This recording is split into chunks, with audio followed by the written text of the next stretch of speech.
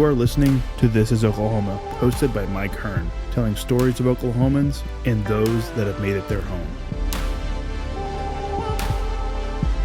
What's up, guys? Welcome back to another episode of This is Oklahoma Podcast. Mike Hearn here, your host, back with another episode. Excited to share this episode with you today, but before we do, I've got to thank our sponsors. First of all, the Oklahoma Hall of Fame. They've been a huge part of this podcast for the last few years. So the Oklahoma Hall of Fame have been sharing Oklahoma's story through its people since 1927. For more information on the Oklahoma Hall of Fame, go to www.oklahomahof.com. And for daily updates, go to oklahomahof on Instagram and give them a follow. Our other sponsor today is Chickasaw Nation. Now, the Chickasaw Nation have sponsored pretty much everything in Oklahoma. They're a huge supporter of Oklahoma. And it's an honor to have their name and their brand supporting this podcast. A huge shout out to Governor Anatobi for supporting this podcast. It really means a lot.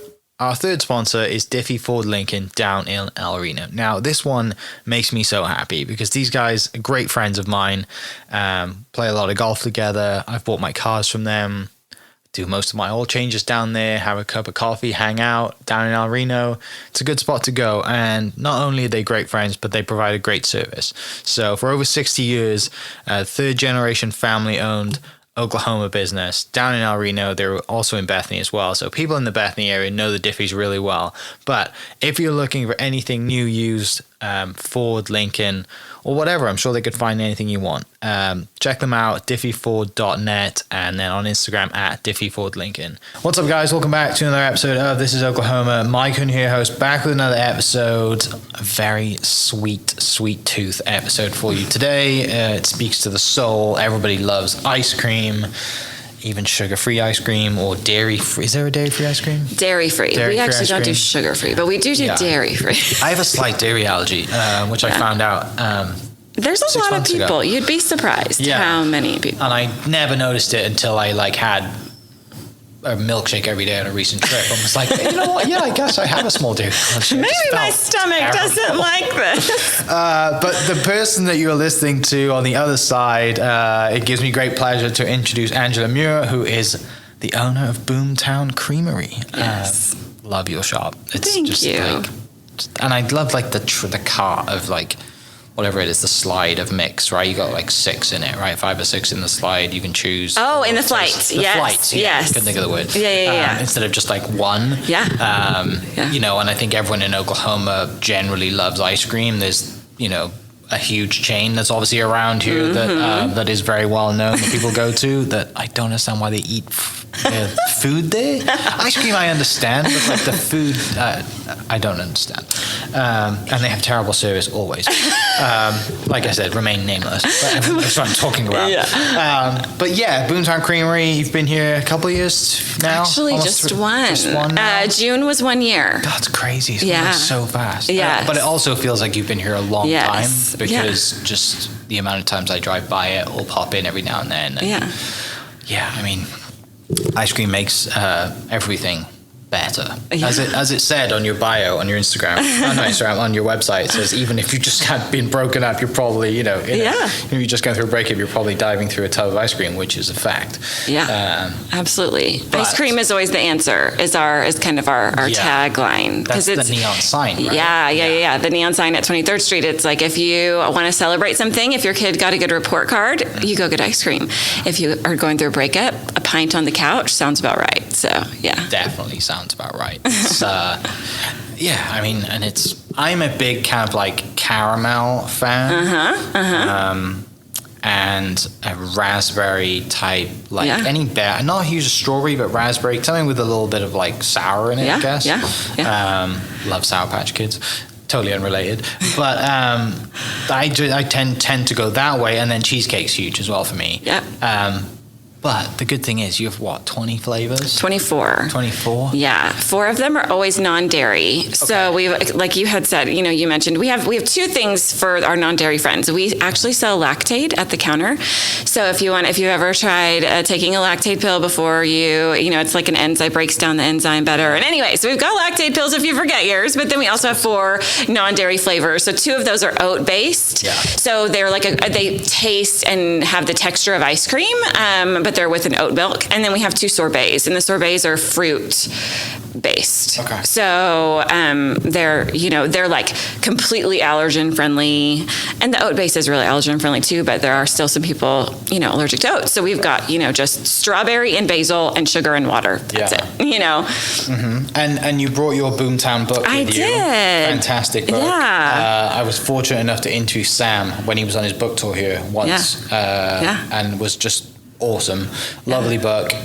Great story. But before we dive into we love to kind of find the origin story, right, on this podcast. Yeah. So tell me a little bit about you. Where did you grow up? What's kind of like, and how do we get into being an entrepreneur and figuring out that ice cream is the thing for me? Yeah, sure. So I grew up in Nashville, Tennessee. Okay. I wanted to leave Nashville, Tennessee very badly when I was in high school. So I went to the East Coast for college. So I went to Rhode Island. I went to art school. I really thought I was going to be a fashion designer. I went to school for fashion design. I graduated college. I made custom wedding gowns for a while. I've kind of always had this like entrepreneurial spirit. I mean, I would say my first business was in the 4th grade when I was charging people on the playground to paint their nails. In the 6th grade, I was actually selling Avon to the teachers at school. I was an Avon sales rep. At one point in high school, I went to wholesale clothing market, bought wholesale clothing. I did like an at-home boutique before it was, now everyone has their own at-home boutique. But, so I've just always had a really creative drive, and I've always wanted to figure out ways to make money with that creative drive and to create things. So after college, I did wedding gowns, realized that brides, normal people with an engagement ring on before their wedding, turn crazy. So they are literal crazy people. Okay. Yeah. So and making their dress is probably like the most stressful thing you could think to do.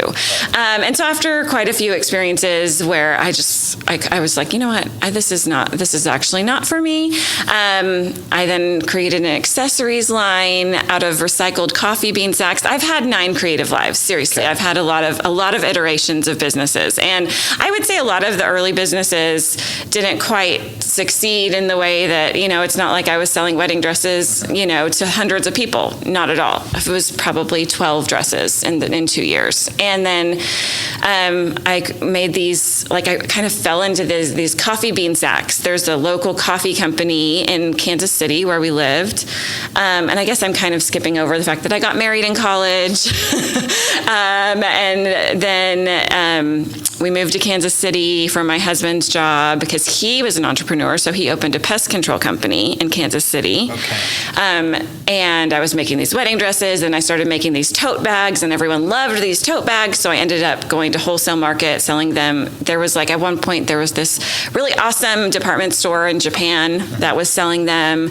But I had become a factory worker. My husband would come home at night, and we would be grommeting bags. One year, the year that we had our second child, we sold 3,000 bags, and we made them all. And it was okay, we've got to stop this. We have 2 babies that are 18 months apart, and we're making, tote bags in our basement. Okay, this has got to stop. So at that point, kind of took a break from what I would say real businesses and just started blogging.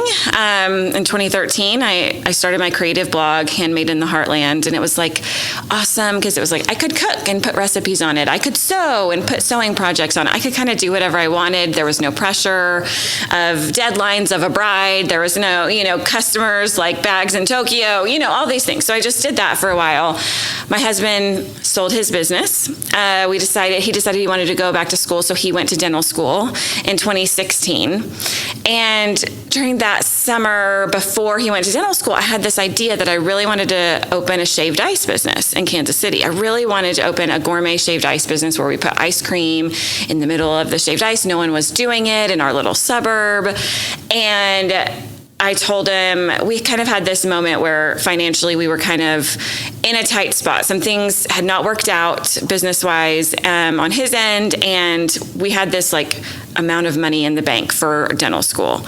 And I was like, I want to spend it all and open a shaved ice business. And he was like, are you sure? And I'm like, yeah, I think it will work. I think it will get us through dental school. I really do.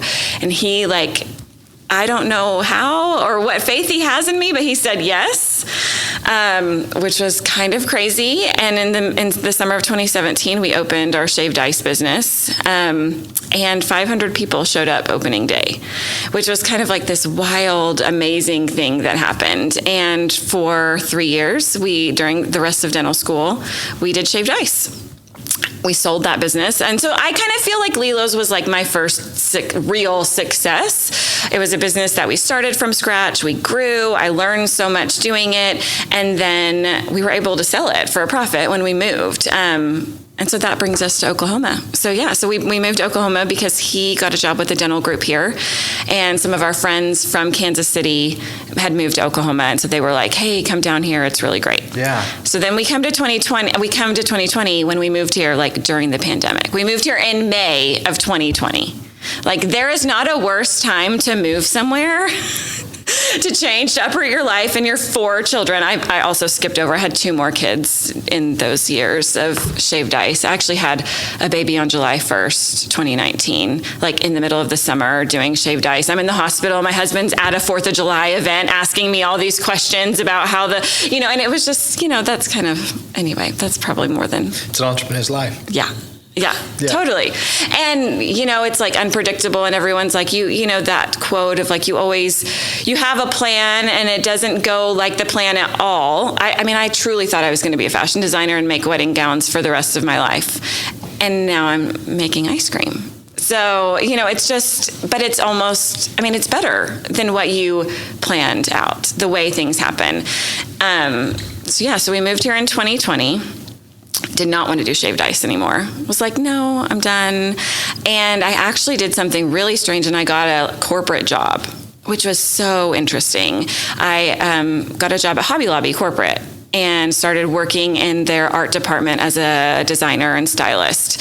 And I learned so much. So 2021, I started at Hobby Lobby, and I made some really amazing friends who are I still work with today through Boomtown. But it was just like this really interesting experience for me of like learning how a larger company works and seeing the processes and learning some more about, just how business works and on a much larger scale. So it was really interesting. But when I was at Hobby Lobby, I got bored.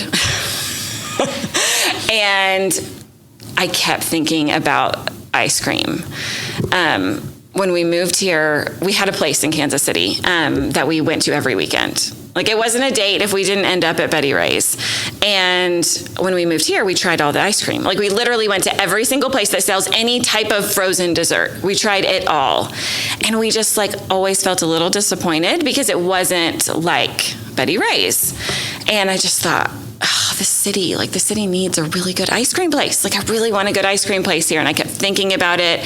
And I'm kind of one of those people. It's just like the shaved ice. Like, if I have an idea and I really want to do it, it's going to happen sooner than later.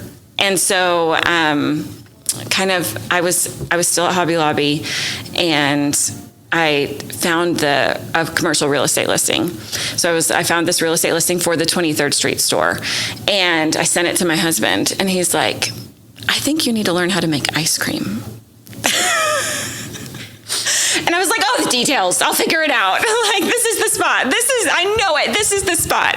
And so the next day I had found a 3-day workshop in New York for commercial ice cream making. And I sent it to him. And it was 2 weeks later in December. I was like, can I go? And he's like, sure. And I think at that point he knew, like, okay, like, this is where we're going. Like, this is what's going to happen. Like, there's no stopping this train now. Yeah. So yeah. That was December of 21.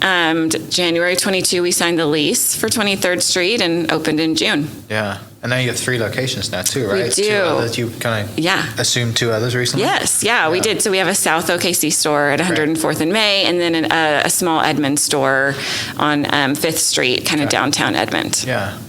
There's a lot to unpack there, which I love, because like while you're speaking, I'm like writing all these notes, like just things to unpack. Where does your craftiness come from? Like, where because clearly that's a theme for you growing up. Like, for sure. And also a mom and dad entrepreneurs growing up.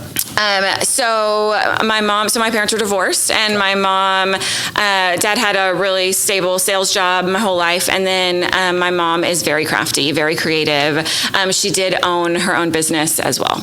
So yeah, for sure comes. And that craftiness, like we were always making things, always doing crafts. Yeah, just always kind of doing things. And I don't know, I was always like, I wanted to be different when I was younger. I didn't want to wear clothes that anyone else had on, or like, I mean, that's kind of like gone away. I don't really care about that anymore. But when I was younger, it was like the clothing aspect was like, I want to be different, you know? Yeah. But yeah, that Different in definitely a like high fashion different, or just different in general? I think I thought it was high fashion, Right. you know, in high school. Devil Wears Prada once, and you're like, that's me. Well, it is kind of funny. I was, you know, especially in high school, I was like really obsessed with fashion. I read every Vogue magazine every month. It came cover to cover, read every article. And then I went on this graduation trip to Italy, and on the island of Capri bought a Prada bag, like a really tiny one, because it was all I had money for. But I just felt like amazing. Like my life was like at a peak at that moment, you know.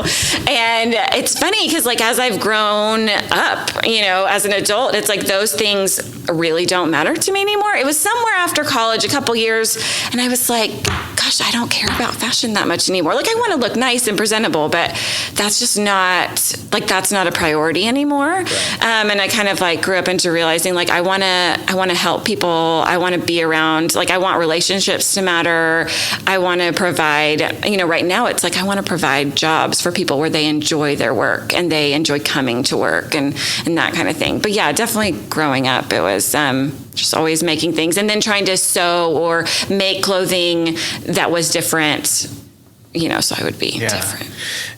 I mean, why did you want to get out of Nashville so much too? Obviously, Nashville's probably not what it is now. Oh no! Right? Okay, let me just tell you, insane. Nashville has changed so much. I go home. My dad and stepmom still live there, and so we go home, you know, every once in a while. And I'm like, this is a different city. I mean, it is the cool place to go right now. I mean, and when I was growing up, it was still cool, but it was more like the country music place. Yeah. I don't know. I just felt like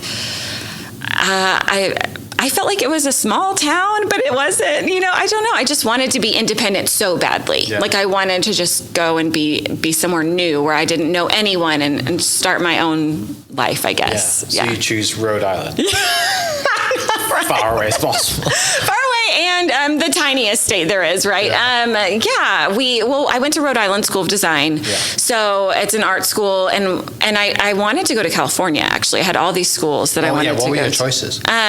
Well, I had all these schools that I was going to apply to. Uh-huh. And then my dad took me to visit RISD. And on the campus, like I was like, it was like angels singing. Like I was like, this is where I have to go. Like, this is it. And so early on, I got a full ride to ASU, and I was like, okay, well, if I don't get into RISD, I'll just go to ASU. That seems like a fun school. It'll do.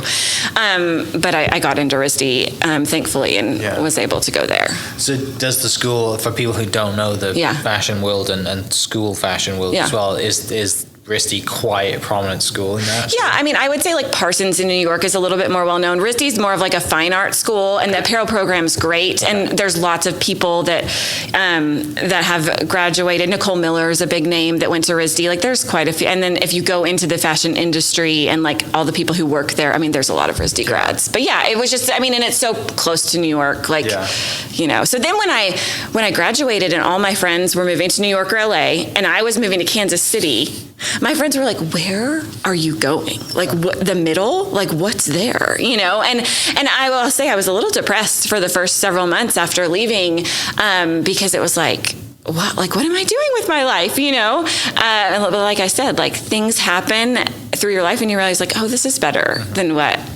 I had planned, what I wanted originally. You said you got married in college? Mm-hmm. How'd you meet your husband? We met in Nashville. In between my freshman and sophomore year, we met at church, and we dated long distance. He was in Utah, and I was in Rhode Island, so we were long distance for 2 years.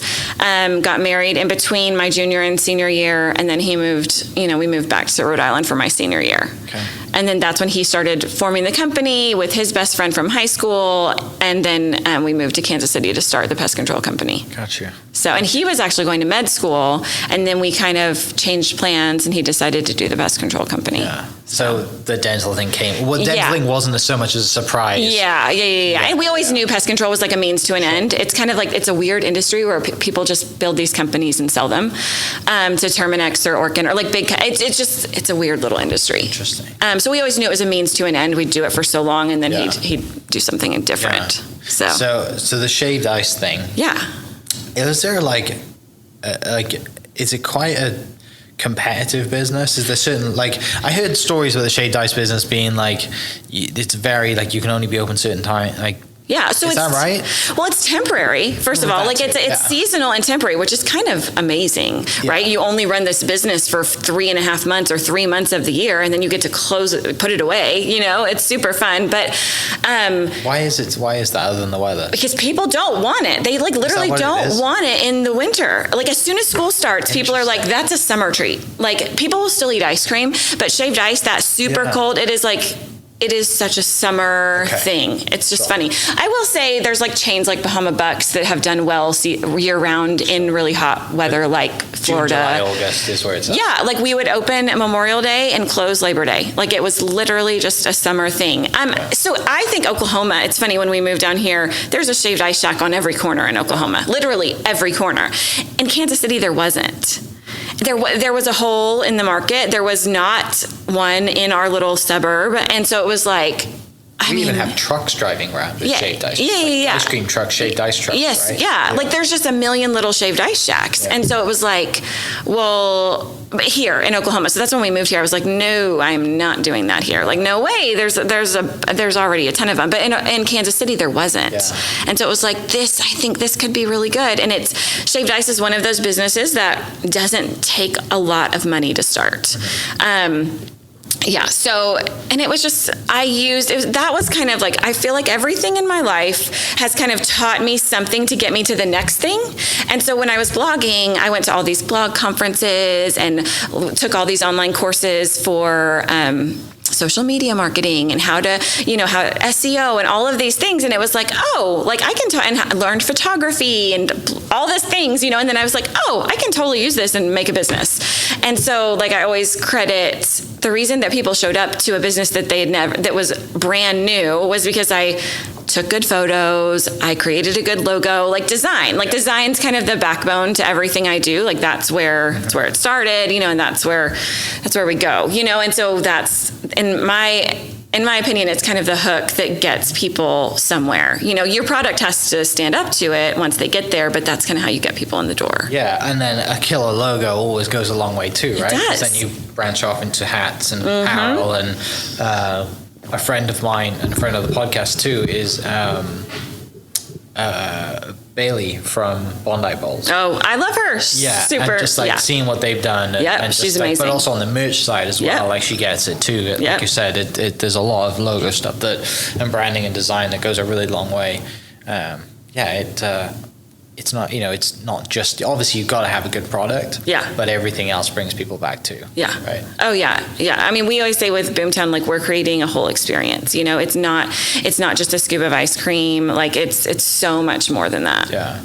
So the book, do you pick the book up when you're on your way, like thinking, I'm going to Oklahoma City, I need to learn about the city? No. Like, how does that come about? Yeah, so that's really interesting. So when I was working at Hobby Lobby, my good friend Shay, who actually still does all of our photography for Boomtown to this day, he was on my team and he was my photographer, and we just became friends, and he's like, you should really read Boomtown. Like being new to Oklahoma City, this was before I had even had the thought of ice cream, he's like, yeah, you should read this book, because we were just talking about books, I think. And he's like, you should read Boomtown. And I was like, okay, I'm going to read it, And I will say, in 2021, I did not feel like Oklahoma City was home. I still missed Kansas City. I mean, the whole May to December literally, I started in March of 21 at Hobby Lobby. We had moved in May. I hadn't even been here a year. Yeah, and COVID. And then it was during COVID, so I really hadn't even met many people, and everyone's wearing masks at school, and my kids, it was just a really hard move. And so I still didn't feel like it was home. I still was like, okay, when can we move back to Kansas City? That's where my head was. And I have to say, reading Boomtown, I don't know, it connected me to the city in such a different way. And even like, I think some people read this and like love the thunder parts, right? Because that's kind of feels like what it's mostly about. But like all of the other parts are what I loved more. I thought the basketball part was interesting, and just knowing that how the Thunder really put Oklahoma City on the map in certain ways. And understanding that, but like all of the land run, no idea. You learn that in Oklahoma history, I'm sure, when you're growing up here. But I learned about Davy Crockett, and I learned about the Tennessee Volunteers. Like I learned Tennessee history growing up, so I had no idea about this, and it was just fascinating. Like the whole the land run, all of the history that he writes. Sam does such a good job of writing in a way that's like super interesting, and so I just felt the part about the bombing, the chapters about the tornadoes, like all of it just like, I don't know, tugs at your heart and makes you like kind of see like, oh yeah, like I've experienced these same type of interactions with people at work and people at church and people in Oklahoma, and you can kind of like connect it to like the book and how like, oh, like this is a really great place.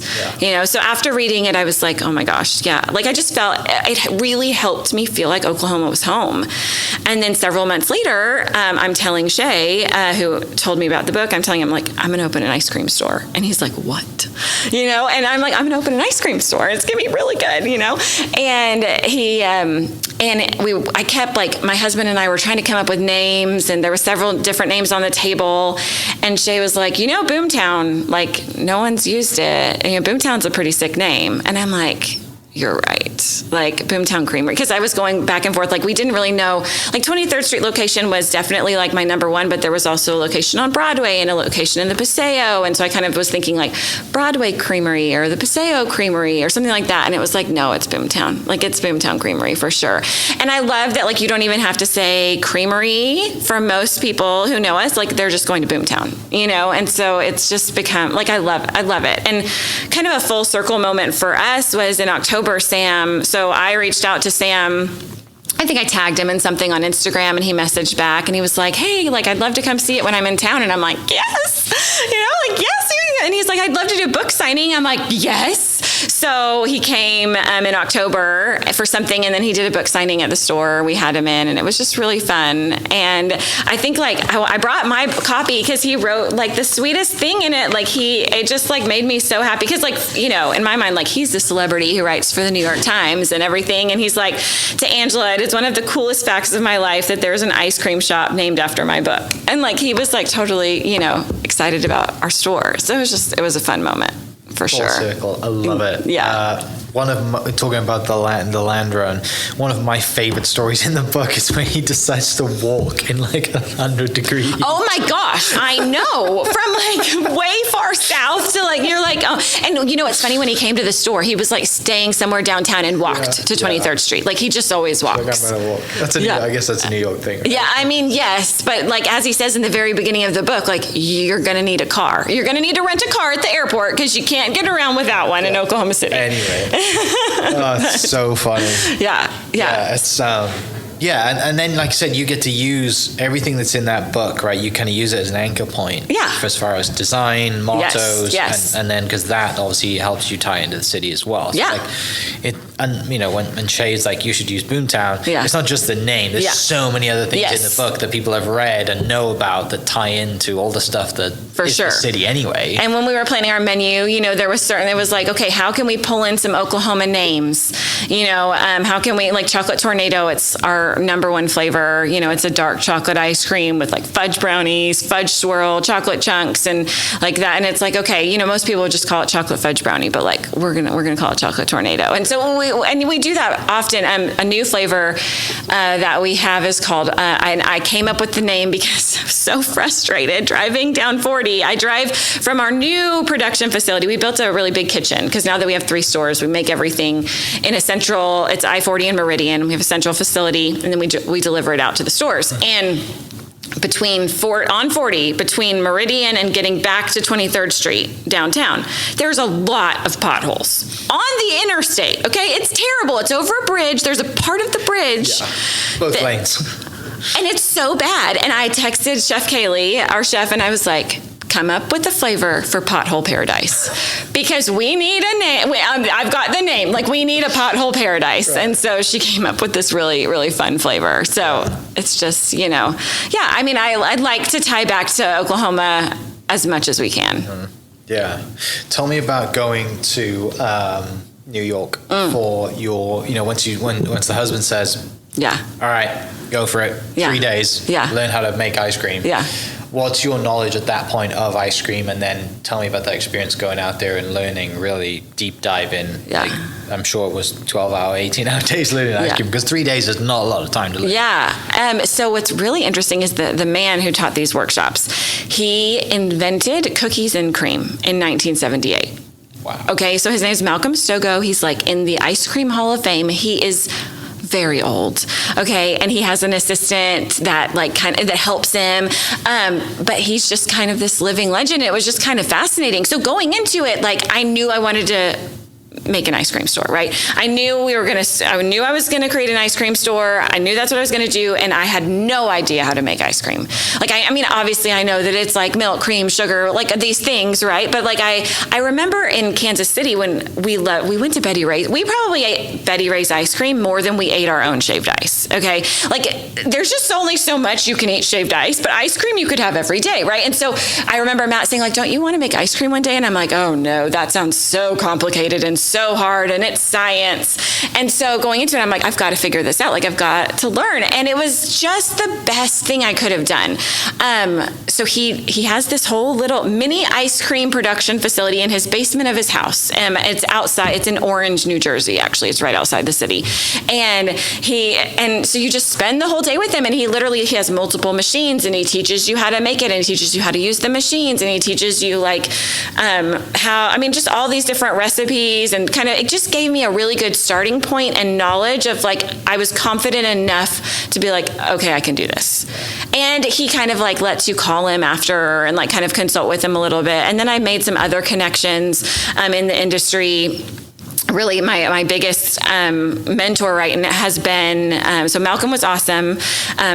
And then I met Chad, who owns ice cream stores in Idaho, and he has kind of been my mentor. He's been doing it for a lot longer than me. And so he's I call him all the time, especially those first 6 months, and was asking him a million questions. So he's generous to be helps his students. He kind of takes on consulting for new ice cream stores. And so those mentors are just invaluable, because it is, you think it's a restaurant, it's a dessert place, it's like a bakery or something, but it's not. It is different. And ice cream, I remember the first batch of peanut butter I made, we moved into everything I feel is always, first of all, when you're building out a store, construction never is on time. Okay. It's very frustrating. We were supposed to open in April, and then we were supposed to open in May, and then it still wasn't finished. And so I didn't open until June 22nd, but my kitchen wasn't finished until June 18th.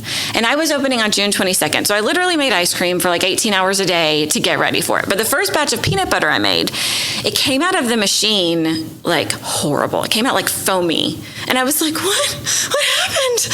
What's wrong with this ice cream?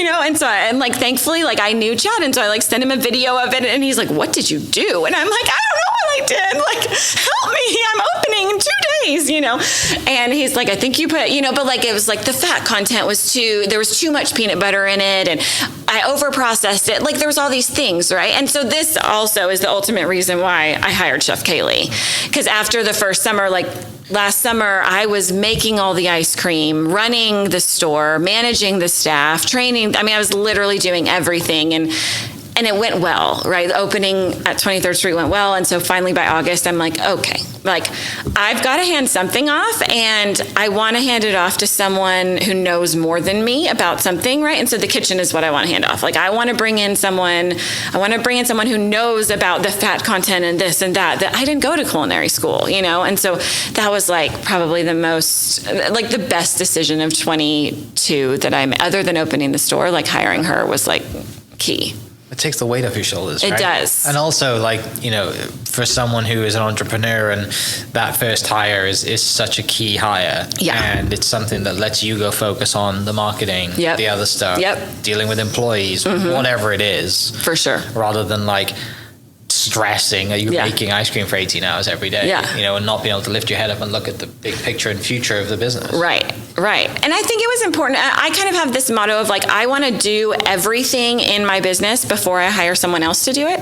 Like, I'm going to scoop the ice cream first. I'm going to deliver the ice cream first. I'm going to, you know, like, I'm going to make the ice cream first because I want to know how I would do it. But then I want to hire someone better than me, hopefully, and they can improve it. Yeah. You know. Well, with the place in Betty Ray's in Yeah. Kansas City, did it kind of, what were the things that you wanted? That, and things That I you wasn't wanted, finding. things you Yeah. wanted, but also things that you just made your own too, Yeah, right? yeah, for sure. So I wanted like chunky ice cream, Okay. right? Like when you go to the grocery store and buy Ben & Jerry's, like there's tons of cookie dough in that ice cream, right? Or they're like the Jimmy Fallon one that they did for a while that had like the chips and that, like I like stuff in my ice cream, and that's one thing I wasn't finding in Oklahoma City. Like I want brownies and I want cookies and I want stuff in my ice cream. And then I also wanted something that was exciting, that had change. Like that's probably another theme in my life is like I always am like changing. Like I always want to change things. When I was growing up, it was like I always wanted to rearrange my room. I think every month I like rearranged the furniture in my room, you know, and then like I used to change my hair like, you know, every 3 months or something. Like I just always am changing, right? So when I go into an ice cream store, like I want something new to try. Like I don't want to get, now there's a lot of people who are like, I just want my cookies and cream. Okay, I've got that for you. Okay, Oklahoma, I have cookies and cream. I will never take it off the menu. You don't have to worry. And it does bother me a little bit that it's our best seller, but I'm also going to have something really cool for you to try, and just try something new, because so that's one of our goals is to like have new flavors, push people in Oklahoma City to kind of try something different than they wouldn't before. Yeah. So, because we're creatures of habit. Right? Yeah. And a lot of the time, you know, people aren't like you in Kansas City going there every weekend. Yeah. If you're going somewhere every weekend, you pretty much try everything. Yeah. But most of the time, like Yeah. maybe if it is once a month or once, you know, they just it's a safe bet to have For sure. cookies and cream, right? Or you know, whatever it is, chocolate or whatever it is that your go-to is. Yeah. But if you're listening, try something else. You won't regret it. You won't, I promise. You know, and sometimes we have, like, I will say one of the first flavors that Chef Kaylee did that I would never have come up with, but I loved it. It was a Persian flavor. We called it Persian Rose. And it was a rose flavored ice cream with candied cardamom pistachios in it. And it was so good, you know, but I never would have come up with that flavor. And I was like, yes, you're amazing. I'm so glad you're here. Is there any, you talk about cookies and cream being your best seller. Is there some that are just like, that you think just stand out flavors that like no one will take it? Like you're like, why isn't this selling? Like, why didn't this do well? Or you should try this because it's such a hidden gem. Ones that just like, you know, I feel like we go through all our flavors pretty well. Yeah. I mean, we've had some new flavors that haven't. So we do seasonal. So we have 16 flavors that are always in the case. Okay, so like Bananas Foster is kind of a surprise one to me because like my husband and I loved it. We roast. I mean, it's a long process. We roast bananas for hours and then put them into the base, and then we make a banana rum sauce that we like swirl throughout. And I didn't know if people would love it or not, and people do. So yeah, I feel like all of our classics like have, I mean, that's why they have stuck around, right? Thunder Road actually was one of our first flavors. It was a take on Rocky Road. Didn't sell very well. So I was like, okay, let's switch it out with something that is selling. Like Lemon Berry Bliss was supposed to be a seasonal and go away, but we kept it because, and you know, so we do that. Like if something, you know, really like people are like obsessed with it, then we'll just keep it and kind of move something that didn't sell as well. We had a really fun savory flavor for April Fool's, and Chef loved it. And she, I think she was a little personally offended that it didn't sell more. It was a pimento cheese ice cream. And I told her, I'm like, this is not going to sell, but we can put it in the case because it's April Fool's and it's fun. But we actually served it with potato chips. You could get potato chips with this. So it was almost like a dip, but like, anyway, it was delicious. But Oklahomans did not Love it. Can't see that. Maybe around Masters Week down in Georgia. Well, and it was Masters Week It too, was Masters Week, because it was okay. April, and so we're you're like right. it's Masters, but yeah, it didn't. We actually, it didn't go over well, but it was still, it's fine. We didn't make a ton of it. Well, that's what seasonal is for, Yeah. right? Seasonal is for, practice or like testing or trialing something. They like you said, the one that stayed, the lemon one, it's a great excuse. Well, and there's to try just so something many new. flavors to make, right? Like Kaylee and I, we have a shared note of all of our ideas it's like flavor ideas, Yeah. and we just have Endless. Yeah. You've also done some collabs as well in the first year. You have one with JB, Yeah. right? I remember seeing that one. Yeah. I'm sure you've done others too, but that kind of something that you want to focus on going forward and have it makes sense. It seems like a no-brainer, and people do it in the brewery world. Yeah, exactly. And not just like among other, breweries or whatever. It's great to like cross different, like obviously you and JB and other stuff like that. I understand it. It makes total business sense. Yeah. And then also you're opening up to their market too, right? Yeah. So you're getting 2 for 1 effectively. How's that been doing the collaborations? And then do you have any others coming up that you're excited about? Yeah. So I love it because it's just super fun I'm a people person. Yeah. I love to meet new people. So, and then when I do meet someone, it's like, let's work together. Let's do something fun together. And it's just been, and it's really fun with ice cream. So to get people to make, so JB's was really interesting because, so he opened Eastside Pizza House. They have black crust. They use activated charcoal. We're like, okay, we can use that in ice cream. And we did his a complete mystery flavor. So people had to try it. Like, even the staff didn't know what was in it. So, and it had a spicy raspberry jam. So it was like a kick. So it was like a spicy ice cream, and it was in February. So for Black History Month. And it was just a really fun. And so it was like, okay, moving forward, like we want to do this. And, it was really important for me to like be able to open up to new communities that are not my audience, right? That are not in my circle, and to let them know that like this is their ice cream shop too, right? This is for the entire community, for everyone to feel comfortable in. And so like our Better Together, we did a Pride flavor with the guys from Craig's Emporium. That was super fun. This rainbow layered ice cream that took the kitchen way too long to make, but it was delicious, I'm super excited. We've got one of my favorite local celebrities is our Mayor Holt, and we've got a flavor coming up with him soon. So that's going to be a really fun thing to work on. Is he a big ice cream guy? What's really funny is we asked him the first time we met with him, what's your favorite flavor? And he said, what do you think he said? Vanilla. He did! He said vanilla! And I was like, Mayor Holt. Come on. Got 24 in the case right now. You said vanilla. And I will say our vanilla is delicious, but like vanilla. Okay. But then we kind of talked more, and his flavor is, actually, he was I was like, okay, tell me about like memories with desserts. Do you have a family dessert? Do you have like, what? And he's like, oh, well, actually we go to the Jersey Shore where his wife's family's from. And he loves this cherry water ice vanilla soft serve swirl. Okay. So we're kind of doing a play on that for his flavor, and it's really good. Yeah. So it'll be in the case probably around Black Friday. Okay. So Yeah. So we're excited about that, and we've got really anyone in the community who wants to like partner with us. Like, we think it's fun, and like reach out, and sometimes we can do it and sometimes we can't, just depending on the timing and everything. But it's just fun to work with other people and to not be siloed into like, this is all we do. This is the only thing we do. Like, we want, community is one of our core values. Sure. To, be a space for the community to come and enjoy but also to reach out and help others. Yeah. Obviously you haven't been here that long. Mm-hmm. You've been here a little longer, obviously, than the business. Right. Do you see getting to a spot where, like, husband's got to move now because he's got a new job in wherever, and you selling the business, or you think this is home now, and maybe we'll go make more locations, or what's the plan? I will tell you this: I will not move my children again.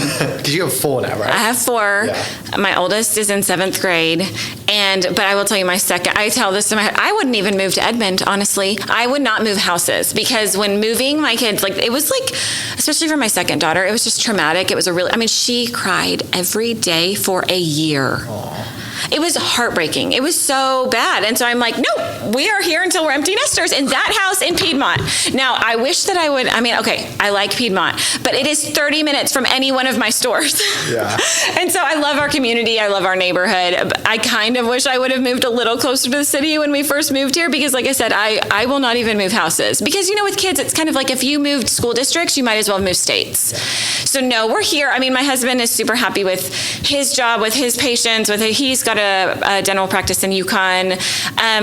The big picture goal for Boomtown is we would like more locations. Now that we have our central facility, we have the space for it. I've always said 5 to 6 kind of stores in the metro is my goal. Okay. I don't really have a big desire to go outside of Oklahoma City. It's kind of interesting. Like almost every city has its own small batch ice cream shop. Even Tulsa has several.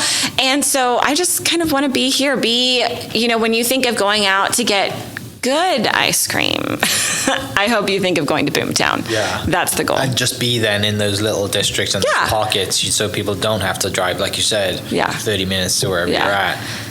Because the truth is ice cream is a neighborhood thing. I mean, it's a matter of convenience, and it's kind of your neighborhood where you're going to go get your ice cream.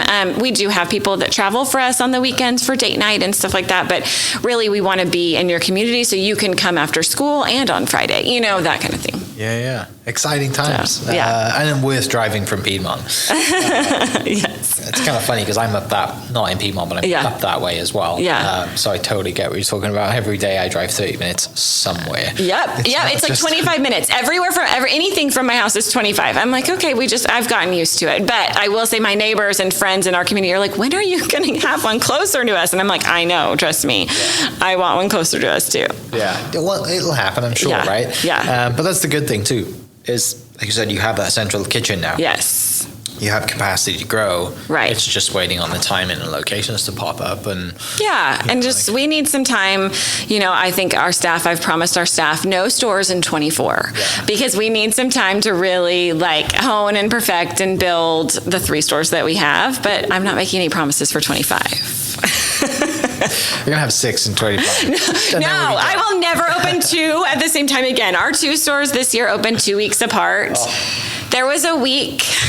You're kind of forced into that, though, right? That wasn't a decision. Yes. That was just like a matter of it was a decision, right? I did decide to acquire the other company, but I would never have chosen if that opportunity had not come to do 2. But there was a week before Edmond opened that I was sleeping from 9 to midnight, and then I would go make ice cream from 12:30 to 10 a.m.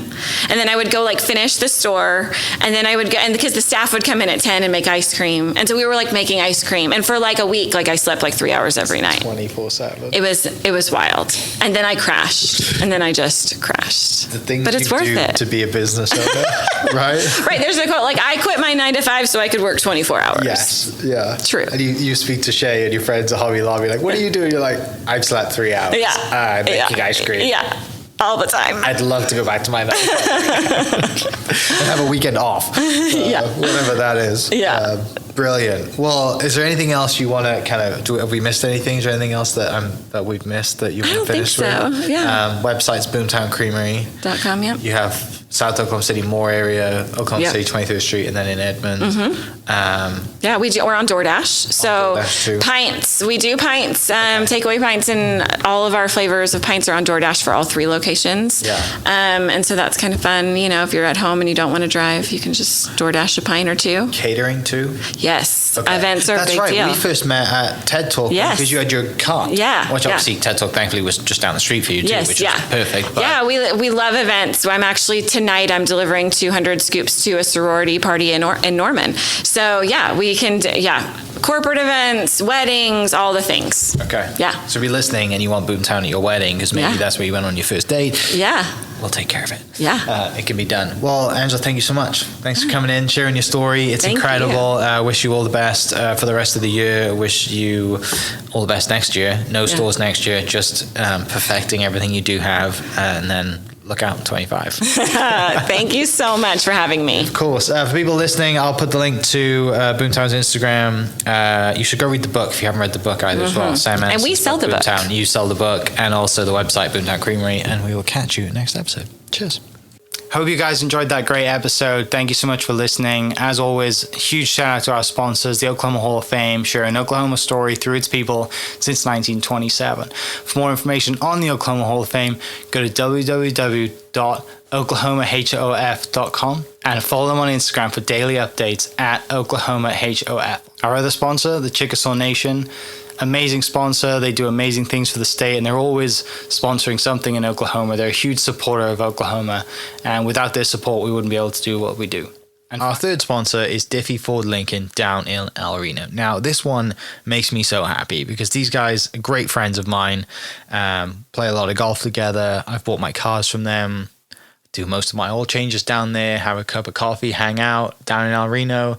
It's a good spot to go. And not only are they great friends, but they provide a great service. So for over 60 years, third generation family owned Oklahoma business down in El Reno. They're also in Bethany as well. So people in the Bethany area know the Diffies really well. But if you're looking for anything new, used, Ford, Lincoln, or whatever, I'm sure they could find anything you want. Check them out, diffieford.net, and then on Instagram at diffiefordlincoln. Thank you for listening. We are inspired by those around us and hope that you are too. Make sure you subscribe to this podcast on your favorite podcast platform and leave us a review so we can keep telling your stories. For more great Oklahoma content, follow This Is Oklahoma on Facebook and Instagram.